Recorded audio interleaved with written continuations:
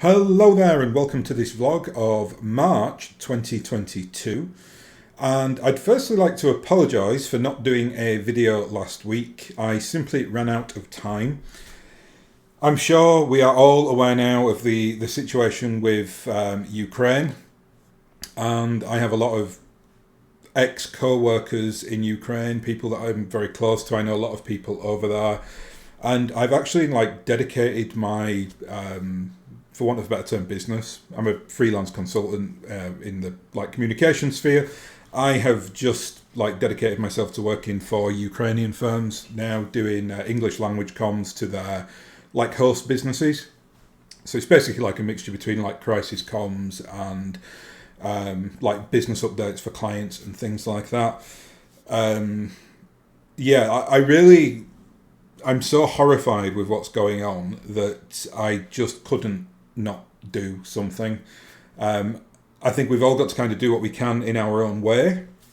This is a disgusting attack on, a sovereign democratic nation, and whether it's supporting the Ukrainian troops or whether it's supporting the humanitarian efforts over there to, help the incredible amount of refugees that this situation has now caused, or if you can do something in your own sphere, whatever that is, I'm doing, then I highly advise you do it, because this won't stop here if the world doesn't kind of come together. We're up against a pretty tyrannical monster in regards Putin. I've got a lot of friends who are human rights lawyers, just from the sector that I've worked in. It's usually kind of business human rights law, which is slightly different, but they know what is going on in the world, and they've been saying things to me about Russia for years, and I kind of regret now just not listening, because here we are, and it's tragic and it's awful, and it is, kind of all-consuming to some extent. So I know people get very, very cynical about things like this, and try to make everything into some kind of political pantomime.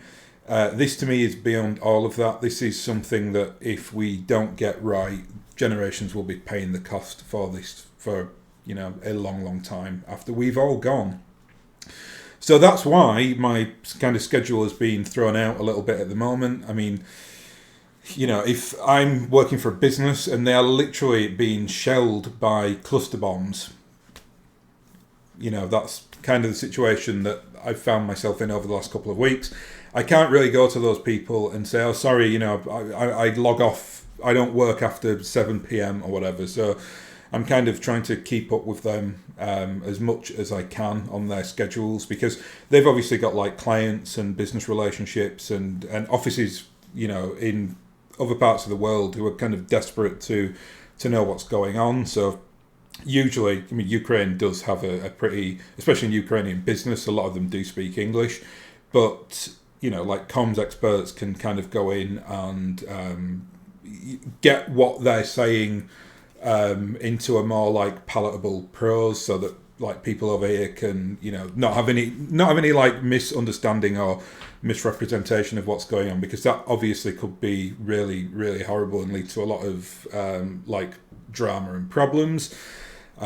Because we do live in a globalized world, and in my last couple of jobs, I don't think there wasn't a major nation I didn't work with at some level, whether it was a business development team or lawyers or accountants or professional services people. So this isn't just an attack on Ukraine, this is an attack on the world.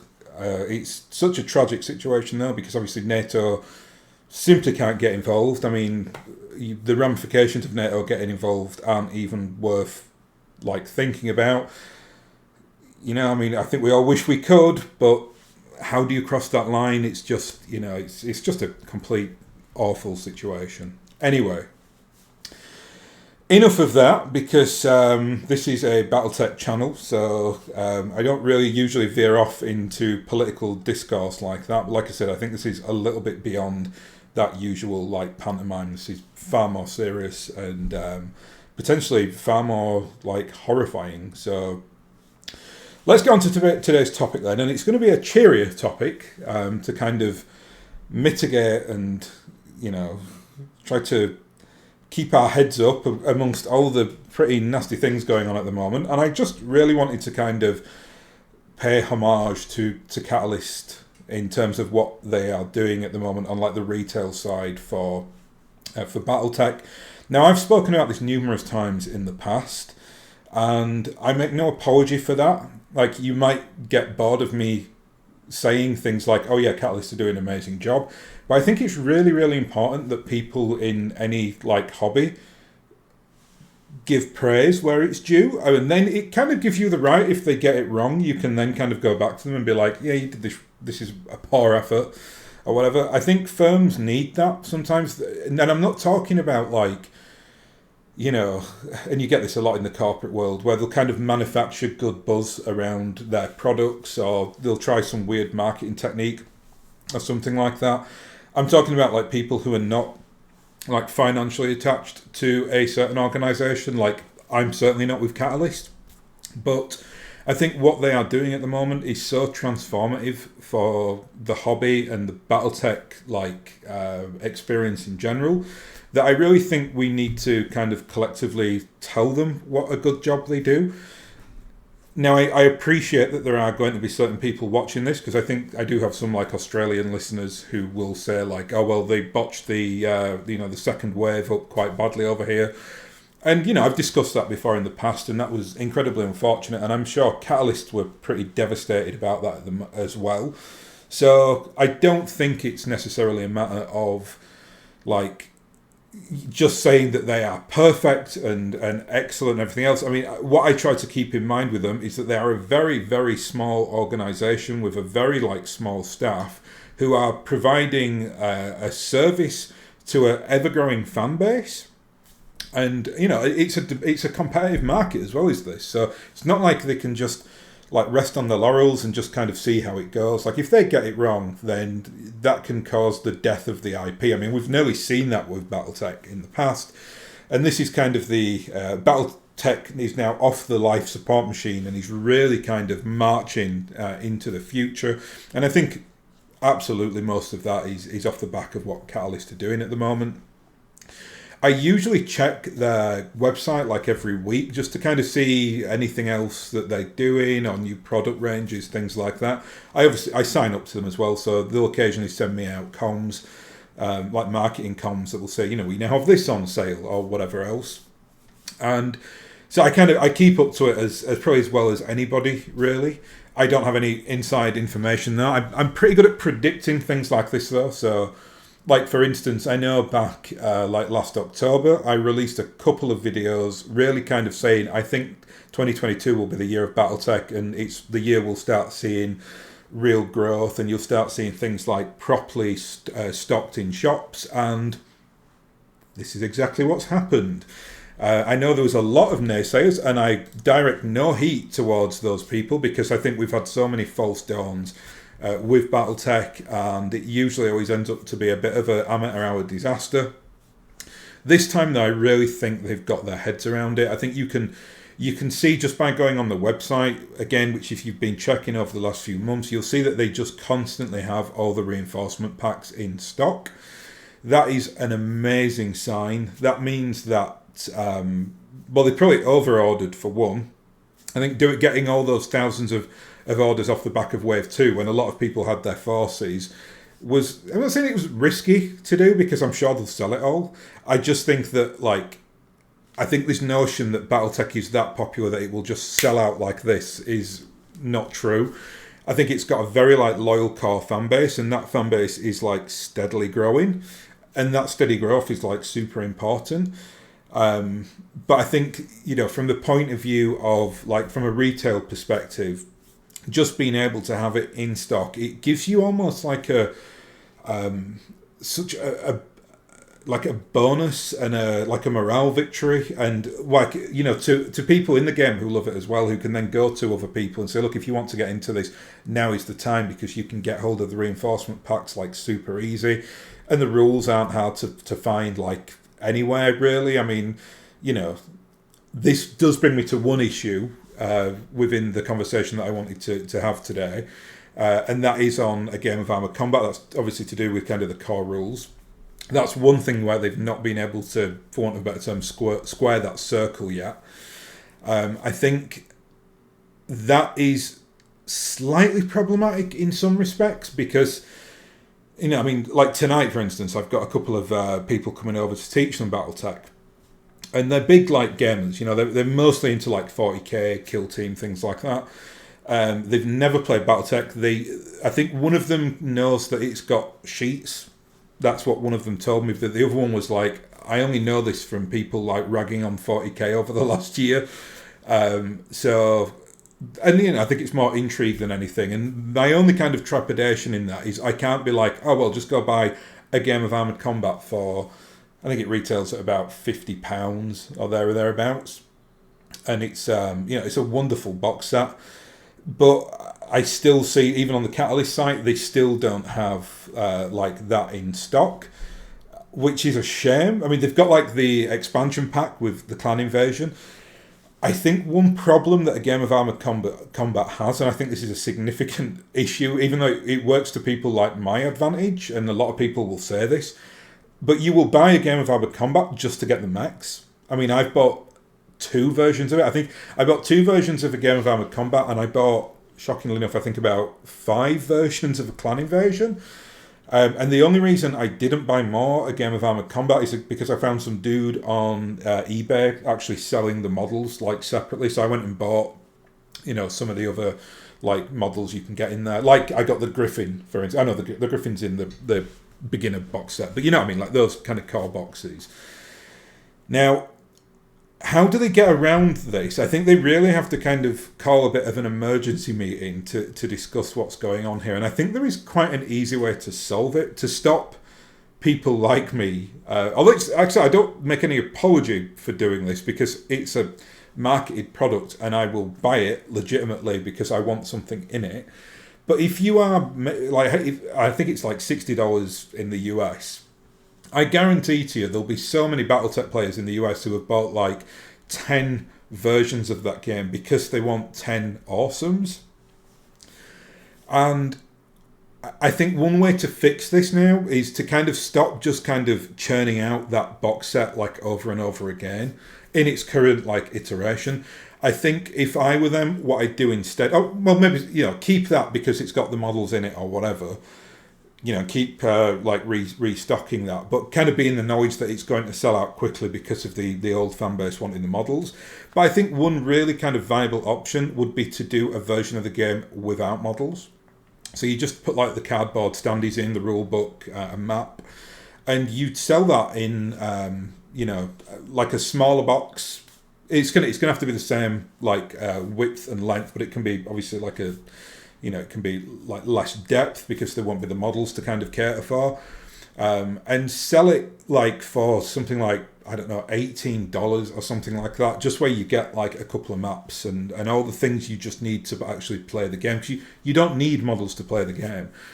Now, why didn't they do that initially? Well, they shouldn't have done that initially because they were having a new product line with all the plastics and they wanted to kind of test out, you know, could they even like, you know, could they get those factory contracts in to get those 8 models you need to put into a game of Armoured Combat? Will that work? Is it financially viable? Things like that.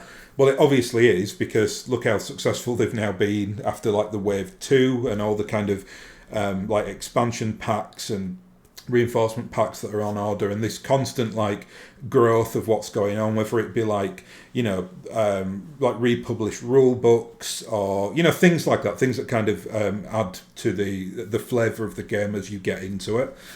But it's just that one thing with a game of Armoured Combat that is still to this day problematic, and it always has been. It sells out so quickly. I'm pretty sure they'll be discussing this though and what to do going forward. But again, it just makes me slightly, you know, that 5% of like trepidation that I have in this is all based on the fact that if like those 2 people that come round to my house tonight to play BattleTech, if they love it and they're like, where do I start? I'm like, well, you can kind of go to this website and get a copy of it. And I know the kind of players they are because they are, you know, well, they're men between the ages of 30 and 40 who have disposable income and they like to paint. So if you're kind of saying to them, like, you know, you can either get it all in one box set and go from there, and if you like it, they much prefer that option than having to kind of piecemeal things together from like different reinforcement packs and, you know, like rules online. Because I think one of the kind of characteristics I see from people in our hobby, and I certainly fall under this as well, is that I am like addicted to like that completionist mentality. So I like to have everything. Or, you know, within the kind of the structure that I create on my hobby, I like to have everything. I'm not one of those people who just go and buy like absolutely everything. Like I kind of set that dimension and then I know what I want to get. And if someone said to me like, well, you can't have a game of Armored Combat because they don't produce it anymore, it would just annoy me that like I'm missing the core game and I don't have little things like the primer, you know, which gives you like a little bit of an intro into the BattleTech universe and everything going on. So yeah, that would kind of be that's my only critique really of what's going on at the moment in terms of the retail, and even then it's completely constructive critique. It's not nobody's fault that this has happened. It's just that they've got a product that's so good and so cost effective, which is very unusual for our hobby. Like usually, Games Workshop are obviously, you know, the poster boys for this in terms of like overcharging for the product and changing the direction of what they're doing and just constantly costing people more and more money. BattleTech just seems to be the absolute like reverse of that. Like if they can, in fact, I know it's a good job I don't work for them actually, or you'd be paying through the nose for a lot more, because I think there are things that they should monetize that they don't. And a lot of that is because like the people that are engaged with Catalyst are fans of the franchise and have been with it a long time, and long may that continue. You don't want some like, you know, vacuous capitalist going in there and just being like, let's drain every penny out of this, because we've seen what happens with that when, you know, through Games Workshop over the last like few years, where it just like causes massive division and problems in the fan base, and I think long term it's just not sustainable. So I'm not saying that they need to kind of go out there and smash their profit, you know, levels or anything like that. I think that they do things sometimes that I'd kind of expect from an enthusiastic amateur that in the long term then has like financial implications. But that's, again, this is a very minimal criticism, because I think overall, I mean, you know, 9 out of 10 for everything they're doing, which I think when it comes to any business, that's incredible. You know, it's impossible to be perfect, and all you can ask is that you learn from your mistakes, which they've absolutely done. Like, you know, back in like October, I was discussing with people, especially like through this channel, when people were saying like, well, we've seen this so many times before with BattleTech. Like, there's this false dawn, we always get let down. They never have things on the shelves. It sells out very quickly, and then we're kind of left in purgatory for like a couple of years before something else happens. Well, the game changer for me, and this is where I kind of knew that it wouldn't be like a negative situation, is the email. Well, sorry, it was an email I think we all got sent, but it was also on the Kickstarter page, where they basically told about, I did a video on this, I kind of broke down all the stats, when it was saying like, oh, we're ordering 7,000 of this reinforcement pack or whatever. At that point, I knew they'd be absolutely fine, because the BattleTech community, as is a small, loyal community. It's kind of like, it reminds me a little bit of Star Trek, like, but to the, you know, a much smaller level, because obviously Star Trek is kind of a like world famous and a big IP, but even then the loyal fan base within Star Trek is relatively small. And same in BattleTech, really. It's just like I said, it's on a smaller level, because I think the BattleTech IP is something that, you know, is only really known kind of in the like hobby circles and in certain countries like US, UK, Germany, Australia. There are obviously others, but I mean, you know, like I think that's where the kind of core areas are. And it's usually quite like a specific type of male as well. Like, you know, not to characterise, there are plenty of ladies who like BattleTech, but I think generally speaking, it's very much like you know, it's lads with their big mech toys, right? That's kind of the demographic that Catalyst will be selling to anyway. So, you know, like it's something where, again, I think giving them praise for this is something we all need to do. We all need to let them know, like, you are doing very, very well. No, it's very patronising, patting on the head. But you know what I mean. Like, you then have every right. You know, if they mess it up in a year, like really badly, you then have every right to go to them and be like, you've not done a good job on this, have you? Because you've kind of, you know, you have to maintain some level of objectivity, but you also have to, you know, I mean, I've managed quite a lot of people in my kind of work career, and you should give praise where it is due. There's like a ridiculous notion that, you know, giving people praise makes them perform worse. No, it doesn't. It makes them loyal and it ups their performance. I've never seen anything that's like made me think differently. I think about bosses that I've had, like company directors, and I've worked for some brilliant ones and some god awful ones.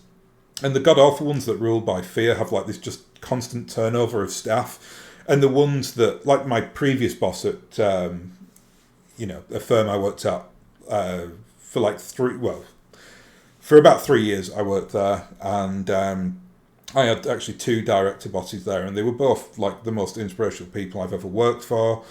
And it took a lot to kind of get me to move, a lot, you know, like a significant like pay increase by a rival firm. But I always learnt so much at them in terms of like how you can utilize like proper praise. I'm not talking about like faint praise or false praise or political praise. I'm talking like if someone does well, tell them that they are doing well, because it will make them want to do even better. You know, if they do rest on the laurels and they become complacent, then you call them out on it. And that's where you have to get that like dynamic right. And I think when you're dealing with a firm like Catalyst, it's always the best approach to have. You know, write them that you think they're doing amazing. If you have YouTube videos, tell them you think they're doing amazing. Oh, likewise, if you've come across some things you don't like within what they are actually engaging with at the moment, then let them know, because all feedback is good.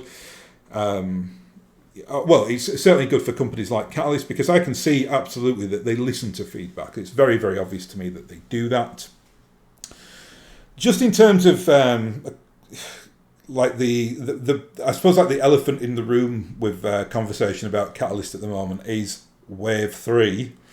Now, I kind of thought we'd get some comms about Wave 3 either just before or just after Christmas. I'm not saying they would have released it or anything like that. I thought we might have got something that would kind of point us into a specific direction or time frame, but complete radio silence at the moment. I went on record before Christmas of saying I would be happy to kind of, for them not to do a Wave 3, if it meant that they kind of sort the retail side of it out. They've done that. The retail side is now amazing and all going very, very well. Apart from that one little hiccup with the game of Armored Combat, but I think they're trying to resolve that. But I asked myself then, do they need the hassle of a Wave 3? Do they need the finance for a Wave 3? Well, I don't think they do, but I still think they'll do it. And the reason I think they'll do it is because, generally speaking, Kickstarter is used as a marketing tool. And, you know, especially like from their past history now, looking at Kickstarter, when they funded like the entire BattleTech project in whatever, like minutes or whatever it was, that all those, you know, thousands of people signed up to it. Well, they know that they've got a very safe bet by doing that. So any kind of prep that they do in it now is not going to get wasted. It's not like they're going to not meet their target and then all that work is for nothing, or they have to kind of put it all on the cold shelf. This is something that, like, they know as soon as they release anything, it will succeed as a Kickstarter and they'll get the finance in. I am still, though, like, regardless of all the marketing side of it, I still think doing Kickstarters, especially at the moment, is quite dangerous. We saw that even with, like, you know, going back 2 years when we've had supply chain problems for years in the world. This isn't something that like materialized in 2020. It's been going on for a long time, actually. But with what's going on in Ukraine and Russia as well, I mean, that's going to have a catastrophic effect on the world economy. Just little things like how much food Russia and Ukraine produce. I know people kind of get wrapped up in the gas, that the oil and gas situation, which is obviously a huge impact, but you'll start to see like prices rising everywhere. So I think the days of doing a Kickstarter where you can kind of, not saying you break even on it, because obviously you'll make a decent profit, but you might say, well, we'll allow people to kind of go in for a Kickstarter and get far more than they would do if they bought at retail. So for instance, you might be able to get £700 worth of items for £500 on a Kickstarter. That's usually kind of how it works. I think though, or what I'd be apprehensive about if I was Catalyst is if I kind of had that ethos going in, which I think they probably would have. I think they might find themselves like financially exposed if they're not careful, because like those shipping costs and production costs and everything else might just start to really creep up by the time it's due for them to kind of get all the logistics done on the Kickstarter. Now, obviously, they're a good company, so they'll factor all this in. I've a lot of faith in that. But I think the community have to kind of give them a little bit on the pass if they start seeing prices go up. Because thus far, Catalyst have done an incredible job on the financial side of this. I mean, you can and I know if you go on the Catalyst website specifically and you buy goods directly from them, you'll obviously spend a little bit more than you would do off a hobby shop, because hobby shops usually kind of build in like a 10-20% discount. But generally speaking, I think the deal that we get here, where it's basically, it works out between like $5 and $7 for a Mac. That's incredible. I mean, the quality of these things. I've got dozens of them down here, like surplus from the Kickstarter. So I'm just looking at them in all their glory. They still blow my mind how amazing they look. Just the detail on them, the quality of the plastics, everything else. They're just absolutely gorgeous. One thing they've done as well, which I really like, is they've started to put all, and I think it's 93 Macs. I think it's 93 anyway, from the first two waves. They've started to put them in their own salvage boxes now, which is amazing. I know a lot of people have a critique where they'll say like, I just want to be able to go and buy a certain mech that I want. I don't want to have to get it in a reinforcement pack. I don't want to have to get it in a salvage box because then it's blind. I get why they do the salvage box thing. I think it's like, it will save them a hell of a lot of money when it comes to like packaging, because it can all go in the same packaging. If you kind of spread it all out separately, you'd have to kind of go and create an individual box or an individual baggie, whatever else for each like thing. I wouldn't do that if I were them. I know that will get critiqued, and I understand why. I mean, if you could just go with Ironwind or Ralpatha, you can just go and buy the model that you want. But this is different. The quality on this is so good, and they are thinking about the retail, and that's really important. Like, you can't go to somewhere like Barnes and Noble and give them like loads of little baggies to hang up. Like, they just wouldn't be able to do that. The staff don't cater for it. Their shelving doesn't cater for it. They need like boxes that they can like keep in storage and keep it nice and deep back into a shelf. Baggies, hobby shops can do that fine, but like I said, big retail shops, absolutely not. So they've obviously done their research on like the boxing side of it, and we have to trust that they're going to do that. Another point as well, which I think is really important to mitigate that problem, is you will see a lot of people selling individual specific mechs on eBay. So go and get an eBay account if you don't have one already and see what's available. If you want that random panther or random dragon to make up your Cretan force, you will probably be able to find it on eBay for like, I don't know, £8 or something like that. So yes, you might spend an extra couple of pounds than you would if you kind of bought it all in like a reinforcement box. But ultimately, like, that's what if you're paying for that on like a second sale, and someone's going through the trouble of like buying all those reinforcement packs, separating them all out, taking photos of them, posting it to things like that. Like, if you just want like a smaller force with a specific mech or whatever, I think that's absolutely a viable option. And I think Catalyst know that as well. They're not daft. Like they know like, yeah, we could spend like hundreds of thousands of dollars like repackaging all this up, or we could kind of get the community to do that through the second sale, and we just make money on the first sale. That's the difference between like them and Games Workshop. Apparently Games Workshop hate eBay and the second sale method. I actually think it's really positive. I think it's positive for that company as well, because it means that people really get into it if they have like those options, or if they know they can go on eBay and buy something specifically and then, rather than buying like the full pack.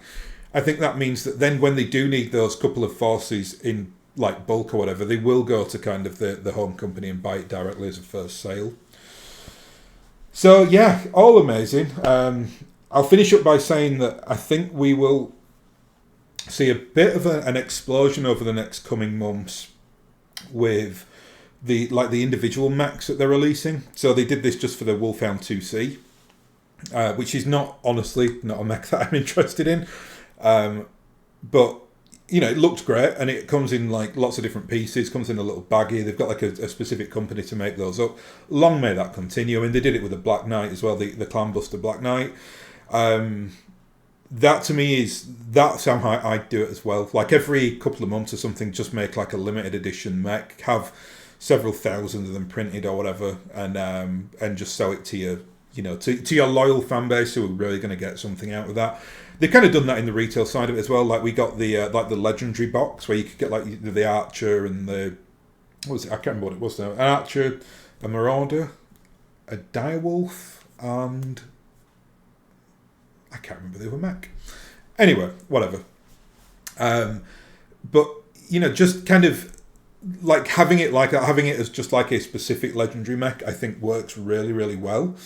And I think he's like he's going to be like massively like advantageous to them going forward because it will keep things fresh.